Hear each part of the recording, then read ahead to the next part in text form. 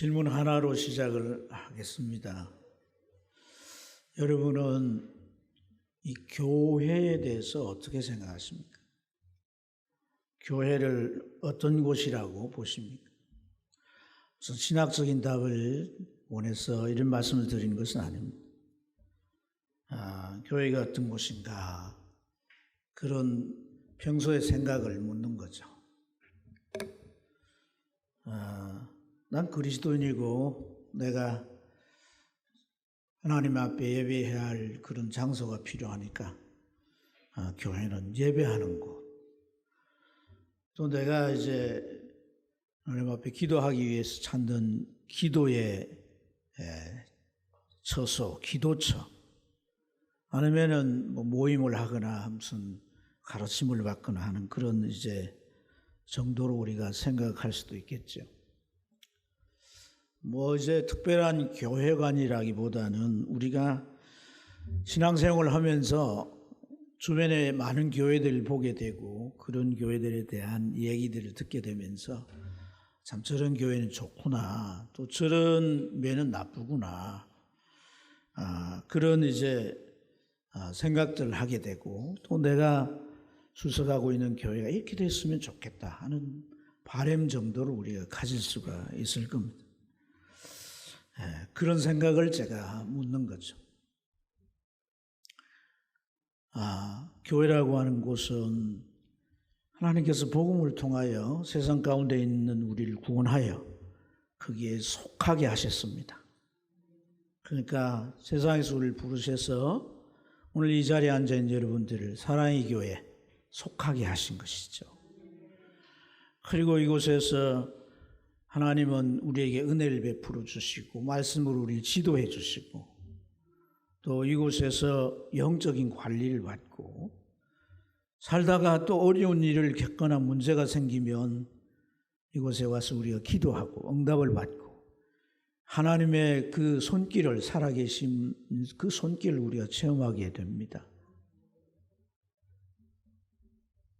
인간은 영적인 존재라고 합니다. 그래서 우리는 뭔가 영적인 것이 우리 안에 와야지 아무리 세상 것을 채워도 공허하지 않습니다. 교회는 그것을 제공해 주기 때문에 우리가 그런 영육 간의 모든 점들을, 교회를 통해 이루어지는 점들을 살펴보면 우리가 교회 생활이라고 하는 게 중요하구나 하는 것을 다시금 인식하게 되는 줄로 믿습니다. 그래서 그 누구도, 심지어 목사도 교회 생활을 적당히 할 수 없습니다. 여러분, 어차피 우리가 예수를 믿고 신앙생활을 평생에 하게 될 것인데, 좀 우리는 교회에 대한 적절한 인식을 가지고 우리의 신앙생활을 좀 다져잡아야 할 줄로 믿습니다. 코로나 하지만은 우리 신앙이 코로나로 인해서 코로나를 사실 핑계 삼아서 너무나 신앙이 해이되어 있구나 하는 생각이 들고, 이러한 때가 마지막에 마지막 때라고 한다면 과연 우리가 참 주님을 맞이할 수 있는 그런 영적 상태인가 하는 것을 질문해 보지 아니할 수 없어요. 그래서 오늘 이제 말씀을 통해서 우리가 어떻게 하면 이 슬기로운 교회 생활을 할 수 있을까? 제목은 슬기로운 의사생활에서 따왔습니다. 참고로 참 슬기롭게 우리가 교회 생활을 잘 해낼 수 있을까? 오늘 읽은 이 말씀은 이제 빌레몬서라고 하는 책인데 아주 작죠. 책도 1장밖에 없고 구절은 25개의 구절입니다. 근데 이런 이 짧은 편지는 골로새 교회의 지도자인 빌레몬이라고 하는 분에게 바울 사도께서 보낸 편지입니다. 그 성격은 요청이에요, 요청. 그러니까 뭘 지도하고 가르치고자 하는 것보다도 오네시몬이라고 하는 사람 대하여서 뭔가를 요청하기 위하여서 보낸 개인 편지라고 할 수 있는데, 우리 이 편지 속에 우리가 교회 생활을 잘 해낼 수 있는 그러한 전 본보기들이 여기에 담겨 있습니다. 오늘 이 말씀은 교회 생활을 어떻게 해야 되는가 하는 그 요소들을 다 말하고자 함은 아닙니다. 그렇지만 이 속에 있는 이 진리들은 오늘 우리가 신앙생활을 해가는데 참 우리를 비춰볼 좋은 거울이 될 수 있고, 우리를 점검하고 우리가 부족한 부분들이 무엇인가를 다시 한번 생각하면서 하나님 앞에 우리를 잘 세워서 교회 생활을 잘하고자 하는데 여기에 좋은 교훈들이 있음을 믿습니다. 첫째로 우리가 생각해 볼 수 있는 것은 이 교회 생활의 중요한 요소인 교제인데요. 여러분, 이 신앙이라고 하는 건 관계 속에 이루어지는 거예요. 그래서 그 관계를 크게 두 가지로 나누는데, 하나는 종적인 관계입니다. 하나님과 나와의 관계. 예. 이게 이제 먼저 돼야 할 것이죠. 또 하나는 횡적인 관계입니다. 나와 성도 간의 관계. 종적인 관계에서는 예배가 중요하죠. 예배. 하나님 앞에 예배하는 이것이 우선되고 중요합니다. 하지만 횡적인 관계에서는 교제입니다. 교제. 성도와의 이 교제하는 것이 참으로 중요한 줄로 믿습니다. 그래서 오늘 이 말씀 속에서 이 골로새 교회 지도자인 빌레몬서, 이 빌레몬서에게서 우리는 이 교제의 좋은 본보기를 볼 수가 있어요. 5절부터 6절 말씀에 보면 주 예수 및 모든 성도에 대한 내 사랑과 믿음이 있음을 들음이니 이로써 내 믿음의 교제가 우리 가운데 있는 선을 알게 하고 그리스도께 이르도록 역사하느니라. 이 빌레몬이 모든 성도들을 대할 때 사랑으로 대한다는 거예요. 사랑을 베풀며 이제 성도들에 대해서 한 사람 한 사람 이 사랑을 나누며 이렇게 교제할 뿐 아니라 또 그의 중심은 항상 이 교제의 중심은 믿음으로 사람들을 대한다는 거죠. 믿음으로. 그의 이제 모습이나 상황이나 이런 것에 좌우되는 게 아니라 믿음의 기준이 되어서 사람들을 이제 대한다라고 이제 말하면서 그러한 이 교제를 바울 사도는 믿음의 교제다 이렇게 명명해 봅니다. 믿음의 교제. 믿음의 교제. 교제가 있지만 오늘 여기에 단서가 붙은 게 믿음의 교제예요. 성도는 오늘 여기에 이 빌레몬이 보여주는 본보기의 교제, 이 믿음의 교제가 뭔지를 좀 우리가 알아야 하겠습니다. 믿음의 교제의 두 가지 요소를 제시하는데 하나는 뭐냐 하면 우리 가운데 있는 선을 알게 하는 것이라 그랬어요. 또 하나는 이 교제의 목적이 되는데 이 교제를 통해서 그리스도에게 예수님께 이르게 한다라고 하는 것이에요. 오늘 우리가 이 말씀에서 믿음의 교제의 특징으로 살펴볼 수 있는 것이 이 두 가지라고 하겠습니다. 여러분, 선을 행하고 또 그 교제가 이르는 이 최종지는 그리스도께 이르게 되는 것이다.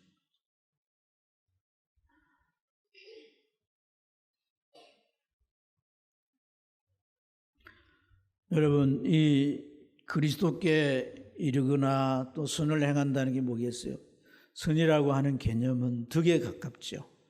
그러니까 어떤 어렵게 행한다 이런 것보다는 덕에 가까운 거예요. 교제 대상을 배려하고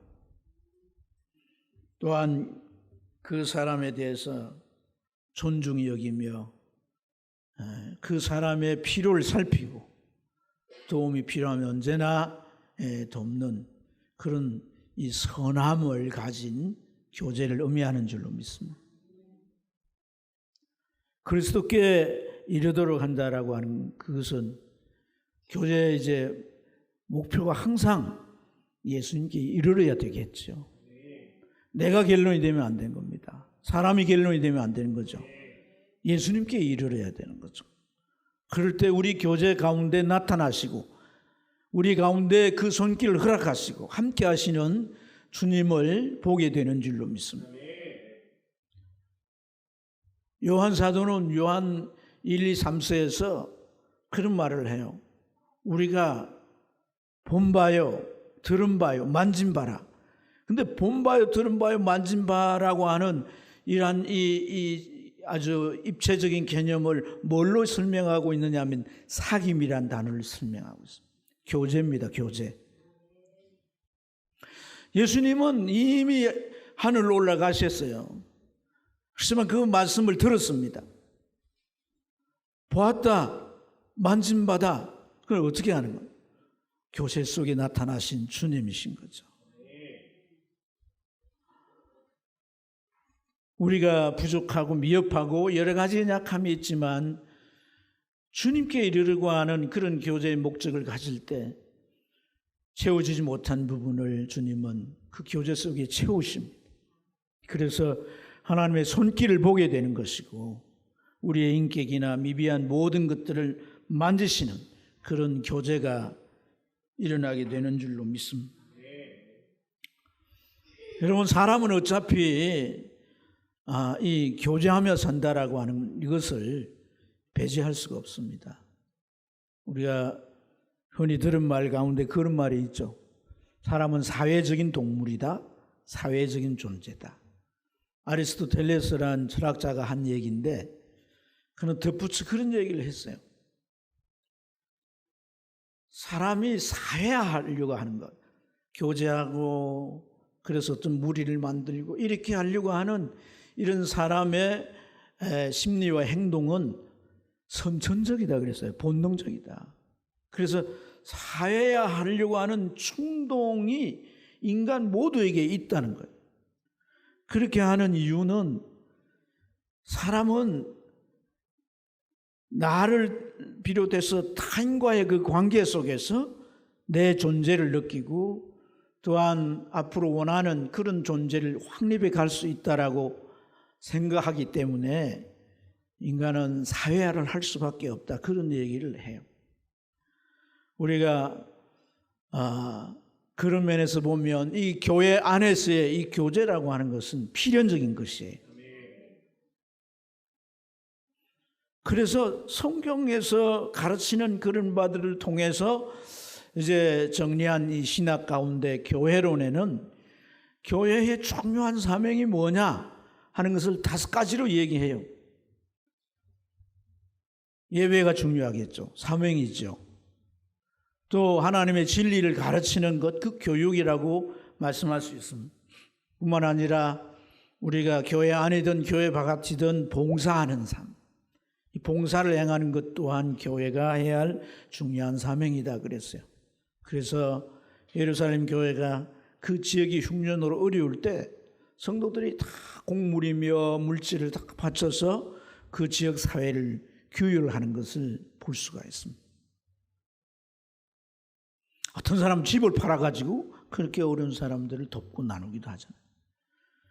이러한 이 봉사가 교회의 또한 사명이지만 또 하나 선교가 사명이죠. 복음을 전하고 영혼들을 구원하고 외국에 가서도 선교사들이 이 복음 전하는 일을 하는 이런 일들이 중요한 사명 가운데 하나고 그리고 그러한 4가지에 하나 더 붙여지는 것이 교제입니다. 교제.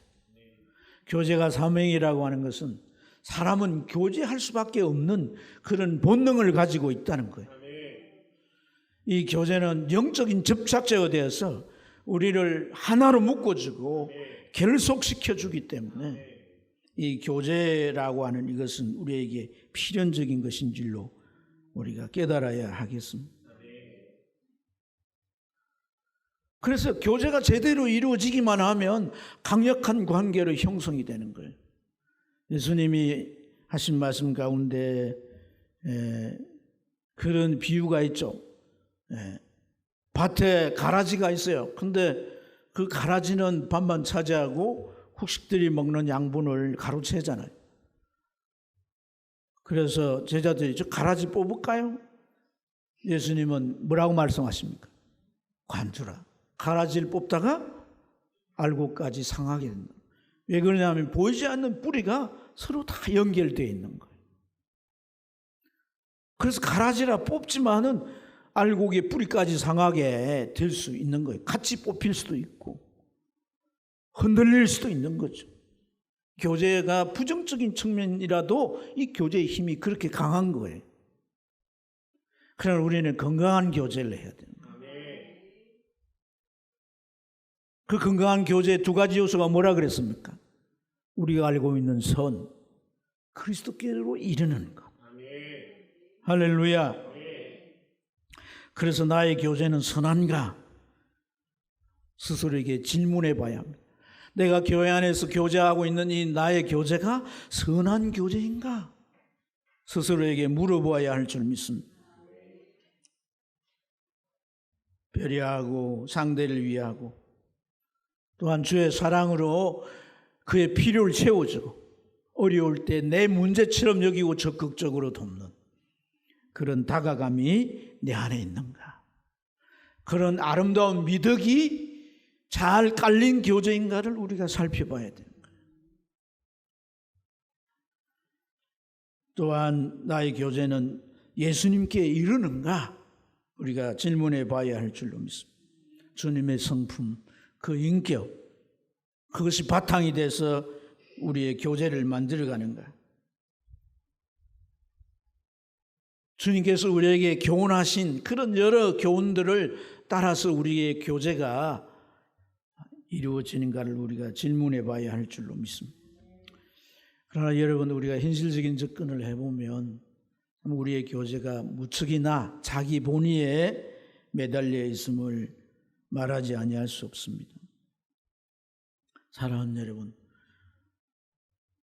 교회 안에서 내가 하고 싶으면 교제하고 하기 싫으면 하지 말고, 저 사람은 나하고 안 맞는 것 같으니까 다가가지 않고, 저 사람 왠지 수준이 나랑 떨어져, 그래서 좀 교제하기 싫어, 그런 대상으로 우리가 취급할 수도 있고 그런 여러 가지 우리 교제 행태가 우리 안에 있다는 것을 부정하면 안 됩니다. 교제가 뭐라고요? 사명이라 그랬어요. 사명. 교회의 사명. 여러분, 주님은 이런 교제와 관련해서 우리에게 아주 중요한 메시지를 전해주는데, 바울사도를 통해서 고린도전서 12장에 보면 이 교회를 뭐라고 규정하느냐면 주님의 몸으로 규정합니다. 그런데 성도는 어떻게 또 규정을 하느냐? 지체라 규정을 합니다. 근데 각 지체, 이 손, 발, 이제 얼굴에 모든 이제 눈, 코, 입 이런 것을 포함해서 모든 지체가 각각 다르지만은 몸에 뭐에 있다라고 말합니까? 붙어 있다고 말합니다. 몸에 다 연결되어 있다는 거예요. 눈 실어 잘라낼 수 없다는 거예요. 그럼 나쁜 말로 병신이 되는 거예요. 그리고 그 지체들은 각각의 역할이 있어서 그 역할을 통해서 그 몸이 움직일 수 있고 활동할 수 있고 생존, 그 존재 자체를 생존할 수 있다는 거예요. 우리가 예수를 믿고 성령을 받게 되면 하나님께서 우리 각자에게 은사를 주시는 줄로 믿습니다. 예를 들어서 찬양팀들이 찬양을 해요. 그건 그냥 하나의 노래가 아니에요. 세상 노래도 그 노래를 가수가 잘 부르면 감동을 받잖아요. 우리는 이 찬양대가 찬양을 하기 위해 기도하고 준비하고 선곡해서 그 찬양을 할 때 우리 마음에 하늘의 감동이 오는 거예요. 하늘의 은혜가 오는 거예요. 또한 나의 허물의 죄가 깨달아지는 거예요. 내 안에 모든 이런 하나님의 성령께서 작업하시는 일들이 일어나는 겁니다. 이것뿐 아닙니다. 모든 우리의 지체들이 행하는 하나하나의 그 역할 속에서 하나님의 생명력이 우리에게 공급되어지는 것입니다.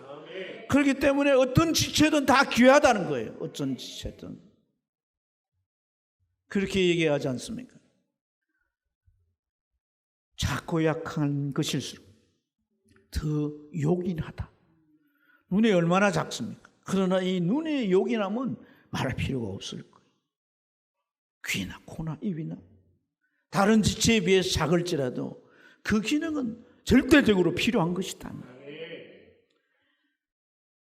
그러므로 이 교제는 주님의 몸을 이루어서 더 친밀해진 가운데서 성령 안에서 그 생명력을 나누어지게 하는 것이기 때문에 우리는 신앙생활을 개인 위주의 신앙생활이 되기 위해서는 결코 안 된다. 교제할 수 있어야 합니다. 예배만 드리고 가는 것이 아닙니다. 하나님 앞에 와서 믿음의 형제들이 시간을 정해놓고 장소를 정해놓고 같이 만날 때 교제할 수 있어야 하는 거예요. 오늘 우리가 교회에 대한 이러한 인식들이 좀 새롭게 전환되기를 축복합니다. 또 이 말씀을 통해서 두 번째 살펴보고자 하는 것은 어떤 문제 속에 그걸 해결하고자 하는 태도인데요.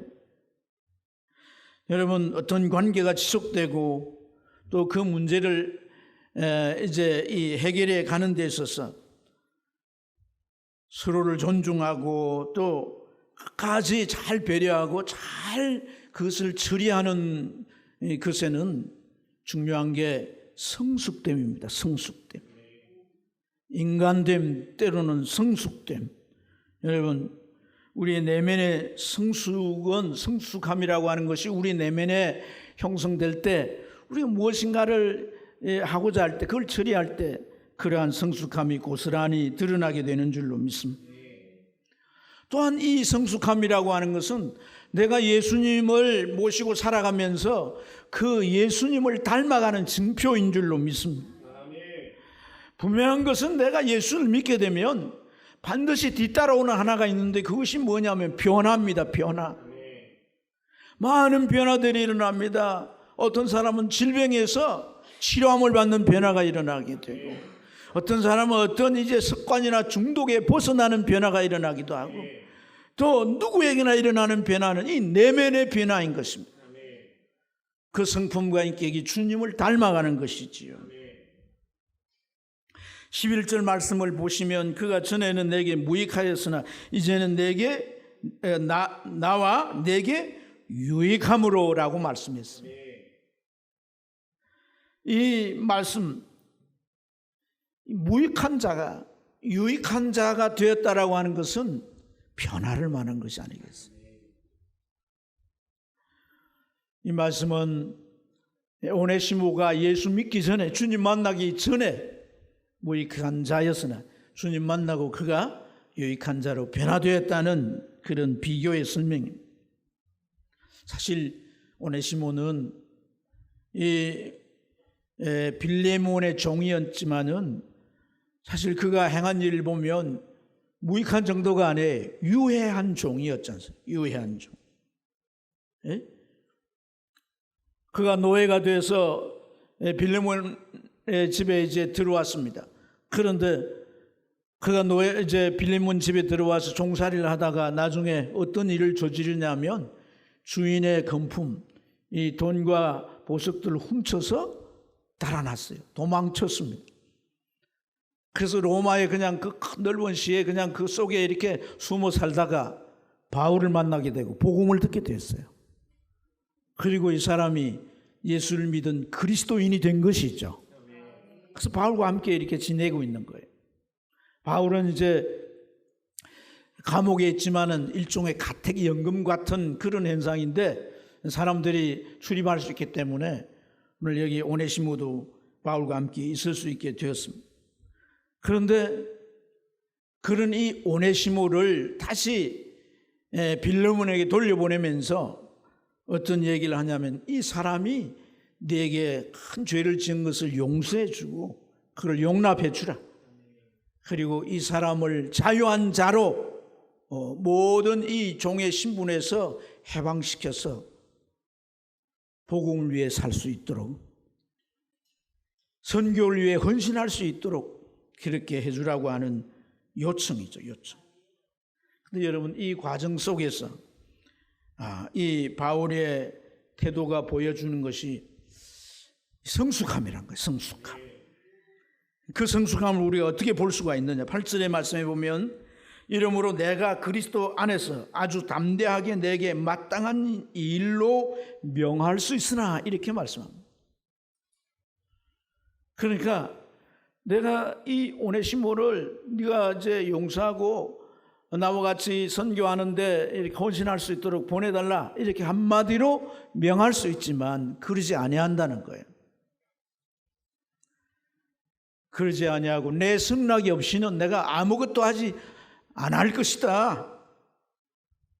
아무리 선한 일이라 할지라도 내가 허락해야만이 할 수 있다라고 말합니다. 여러분, 바울 사도가 내가 그냥 이 일을 너에게 이제 지시할 수 있고 명할 수 있다라고 하는 이 말은 이 빌레몬이라는 사람과 바울의 관계를 잘 말해주고 있습니다. 바울 사도가 에베소에서 복음을 전할 때 이 빌레몬은 복음을 듣고 예수를 믿게 되었습니다. 그리고 바울 사도에게 신앙 지도를 받아가지고 자기 이제 집인 이 골로새 지역에 가서 에바브로와 함께 교회를 세웁니다. 그는 종을 거느릴 만큼 부유한 자였어요. 그리고 로마인들의 집들은 방도 있지만 늘 홀이 있습니다. 그곳에서 제사도 지내고 모임도 갖고 온갖 일들을 하게 되는 거예요. 그런 장소를 교회로 사용하여서 하나님께 예배하고 모임도 하고 그런 일들을 했던 것입니다. 그런데 오늘 이러한 이제 이 빌레몬에게 어찌 보면 바울은 그에게 복음을 전해 주었고 그의 지도를 받았고 또한 그의 아들 아키포가 같이 동력하는 동력자로 있기 때문에 이 일은 마땅한 일이라. 정말 복음을 위해 선교하는 이 일에 누굴 보내주세요. 그건 한마디 말만 해도 그렇게 할 일이라는 거죠. 그렇지만은 이 오네시모와 빌레몬 사이에 문제도 있고 그래서 그를 직접 보내서 빌레몬이 용서하게 하고 그 노예 사슬을 끊어서 자유하게 하고 이제 복음을 위해서 바울을 도와서 이 일에 헌신하도록 해달라. 이거 내 승낙이 필요하다는 거예요. 네가 동의하고 네가 정말 자의적으로 그렇게 해주기를 원한다는 겁니다. 뿐만 아니라 이 오네시모에 대해서도 이렇게 여겨라고 말합니다. 복음을 듣고 구원받았으니 이제 나나 너나 이 오네시모나 동일한 하나님의 자녀란 겁니다. 그래서 더 이상 이제는 종으로 여기면 안 된다는 겁니다. 사회적으로는 엄연히 종입니다. 종이 주인의 것을 훔치고 갔다면 그건 마땅히 죽어야 합니다, 여러분. 로마 황제라 할지라도 그 종들을 마음대로 할 수가 없어요.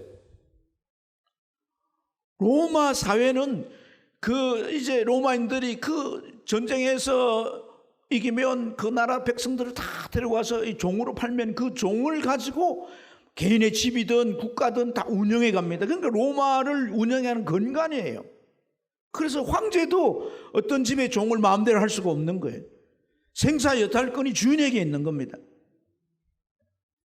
그런데 오늘 그러한 이 오네시모에게 참 이런 부탁이라면 세상적인 기준은 굉장히 무리한 부탁이지만 그러나 그것은 영적으로는 마땅한 일이고 뿐만 아니라 바울 사도는 이러한 이 종에 대해서 더 이상 종으로 여기지 말고 그리고 사랑받는 형제로 여기라고. 그가 갈 때 괘씸하다는 생각을 가지고 화를 내거나 그에게 어떤 폭력을 가하거나 그러지 말고 나를 대하듯 대하해라. 이렇게 말해요. 여러분, 우리는 이 말을 그냥 목사의 설명으로 대충 듣지만은 이 당시의 로마 사회는 이것은 천지 개벽이 일어나도 일어날 수 없는 일입니다. 놀라운 일이 지금 요구되고 그 일이 일어난다는 것이에요. 뿐만 아니라 바울 사도는 그가 훔쳐갔던 금품은 내게로 다 계산해라. 내가 다 갚겠다는 것이죠. 친필로서 그것을 약속합니다. 여러분, 이러한 이 바울의 태도 속에서 우리는 뭘 발견하게 됩니까? 자기 아래에 있고 자기의 지도를 받는 빌레몬이지만은 그를 아주 존중하게 돼요. 절대 함부로 하지 않습니다. 그게 마땅한 일이고 하나님의 일일지라도 그의 동의를 구하고 그가 정말 자원해서 하도록 그를 배려하고 있는 것을 우리가 볼 수가 있습니다. 그런데 이렇게 이 바울 사도가 빌레몬에게 이제 대하는 이러한 모든 태도 속에서 우리는 한마디로 그가 참 성숙한 그런 하나님의 사람임을 보게 되는 줄로 믿습니다. 우리가 인생을 살아가면서 이런 인간됨이 형성되는 것이 진정한 아름다움임을 깨달아야 할 줄 믿습니다. 혹이라도 우리가 이 자리에서 내가 많은 걸 가지고 높은 지를 얻었고 내가 이 세상에서 그래도 정말 폼이 나는 어떤 존재로 살고 있다라는 그것이 나의 정말 만족감이고 내 자신감이고 내가 살아가는 이유란다면 생각을 내려놓아야 하는 것입니다. 그리스도인의 진정한 멋과 가치와 아름다움은 이런 인간됨이 형성되는 것입니다. 예수의 성품, 그분의 인격, 그런 것들이 내 안에서 잘 자리 잡고 잘 이제 우리 안에서 잘 세워져서 사람들과의 관계 속에서 어떤 일 속에서 고스란히 드러날 수 있어야 할 줄로 믿습니다. 이러한 이 모든 상황 처리의 그 슬기로움은 바로 이 바울 사도 속에 있는 성숙함에서 비롯되었다는 것을 우리가 깨달아야 할 줄로 믿습니다. 여러분, 이것이 세속의 처세술과 다를 수밖에 없는 이유를 우리가 깨달아야 되는 거예요. 그것은 바로 우리 안에 겸손이 낮아져서 온유와 사랑으로 대하시는 그런 예수님의 인격이 점점 우리 안에 자라고 그것이 성숙함으로 가득 찰 때 우리를 통해 나타나는 것인 줄로 믿습니다. 그래서 이것이 우리가 믿고자 하는 것이고 살고자 하는 것이고 그런 가치로 그런 아름다움으로 그런 모습으로 살아서 다른 사람에게 훈훈한 느낌을 주고 다른 사람의 감동을 주는 인생으로 우리가 살아야 할 줄로 믿습니다. 마지막으로 여러분, 오늘 이 바울의 주도로 바울 자신이나 빌립보가 이 두 사람이 이렇게 서로 언론하고 서로 이제 뭔가를 이루어서 하고자 하는 것이 무엇입니까? 그것은 바로 이 오네시모를 세우는 것인 줄로 믿습니다. 노예였고 도둑질하고 도망질까지 한 그걸 어떻게 세워야 이제는 이 과거와 다른 삶을, 새로운 삶을 살 수 있게 하겠느냐는 것이죠. 여러분, 바울이 이 빌레몬과 의논해서 이 오네시모를 이제 위해서 이제 행하고자 하는 것은 무엇입니까? 오네시모가 복음을 위해서 살도록 하는 것인 줄로 믿습니다. 그런데 신복이라 이런 표현을 하는데 늙고 몸도 안 좋으니까 수발하도록 부려먹으려고 하는 것인가? 결코 아닙니다. 그는 복음 때문에 감옥에 갇혀 있고 갇힌 자이기 때문에 복음을 전할 곳이 있고 사람들을 만나야 하지만 갈 수 없습니다. 이런 오네시모를 보내어서 복음이 발휘되게 하자는 것입니다. 그가 복음을 체험한 사람이기 때문입니다. 그가 무익한 사람에서 유익한 사람으로 그 인생이 노예고 종인데 그가 어떻게 이러한 인격체로 바뀌었는가 하는, 그것은 그의 체험인 거예요. 복음이 살아있는 그 가치와 능력을 보여줄 수 있는 사람인 줄로 믿습니다. 그것을 위해서 그가 살 수 있도록 길을 열어주자는 것이죠. 그래서 오늘 이러한 이 오네시모에 대한 두 사람의 논의와 그 결과로 오네시모가 자유한 몸이 되고 바울에게 가서 복음을 전하는 그런 일에 같이 동력하게 되었을 때, 그러한 일들이 다 이루어지고 난 이후에 이 오네시모의 마음속에 어떤 것이 있겠습니까? 예수님 만나고 자기 인생이 바뀌어진 것만 해도 너무나 감격스러운 것입니다. 하지만 이 두 사람, 자기의 복음을 전했던 바울과 자기가 정말 큰 해를 끼치고 도망쳤던 이 주인이 그를 용납하고 용서할 뿐 아니라 그 노예의 족쇄를 풀어주고 자유한 사람이 되게 해요. 새로운 삶을 살게 해 주었던 그 세계, 그러한 세계가 곧 하나님의 나라는 것입니다. 하나님의 나라의 사람들이 사는 삶의 양식이라는 것입니다. 이것은 어떤 세속에서 볼 수 없는 그러한 특별한 가치라는 것입니다. 나와 같은 인생들, 예수 만나기 전에 그렇게 나처럼 살 수밖에, 내가 내 힘으로 이 삶의 굴레를 벗어날 수가 없기 때문에 훔쳐서 도망쳐야 됐던 그런 삶에서 도무지 발견할 수 없는, 찾을 수 없는 이 놀라운 삶, 복음 안에서 발견하고, 그 복음 안에 들어간 사람들이, 그 하나님의 나라 안에 들어간 사람들이 행하며 사는 삶의 방식들, 이것을 위해서 이것을 전하고 이걸 드러내고 살아가는 삶, 이 삶을 그에게 열어주었다는 것입니다.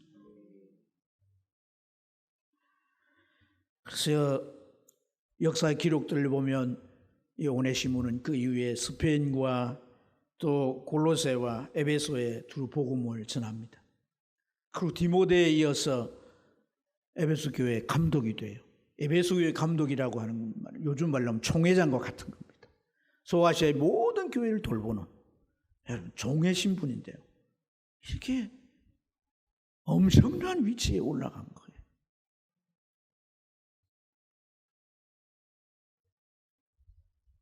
예수 안에서는 사람이 어떻게 달라질지 예상할 수가 없는 겁니다. 그리고 그는 로마 황제에 의해서 순교당할 때까지 복음을 위해서 사람들을 섬기며 잘 세우는 그 하나님의 나라를 확장하는 데 쓰임 받았습니다. 영국의 노예상이었던 존 뉴턴, 여러분 잘 알 겁니다. 나 같은 죄인 살리신, 그건 이제 교회 안에서만 부르는 노래가 아니잖아요. 일반적으로도 많이 부르는.